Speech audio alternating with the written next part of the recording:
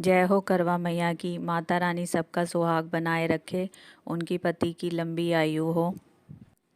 करवा चौथ की व्रत कथा। बहुत समय पहले की बात है। एक साहूकार के 7 बेटे और उनकी एक बहन करवा थी।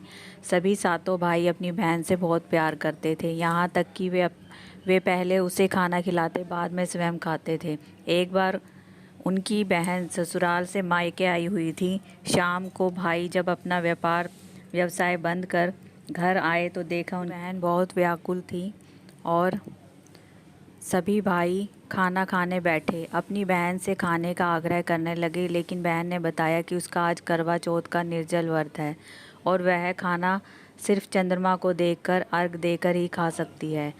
चंद्रमा अभी तक नहीं निकला था, इसलिए वह भूख प्यास से व्याकुल हो उठी। सबसे छोटे भाई को अपनी बहन की हालत नहीं देखी जाती। वह दूर पीपल के पेड़ पर एक दीपक जलाकर चलने की ओट में रख देता है। दूर से देखने पर वह ऐसा प्रतीत होता है जैसे चतुर्थी का चांद उदित हो रहा हो। इसके बाद भाई अपनी बहन को बताता है कि चांद निकल आया, तुम उसे अर्घ देने के बाद भोजन कर सकती हो। बहन खुशी के मारे सीढ़ियों पर चढ़कर चांद को देखती है और अर्घ देकर खाना खाने बैठ जाती है। वह पहला टुकड़ा मुंह में डालती है तो उसे छींक आ जाती है।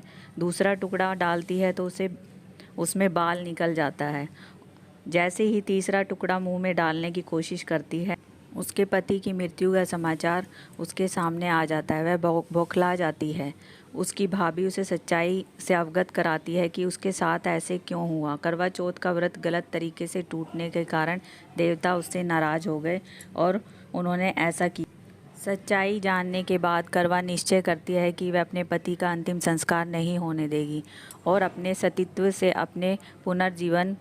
पति को पुनर्जीवन दिलाकर रहेगी। वह पूरे 1 साल तक अपने पति के शव के पास बैठी रहती है, उसकी देखभाल करती है, उस पर उगने वाली सुई नुमा घास को एकत्रित करती है।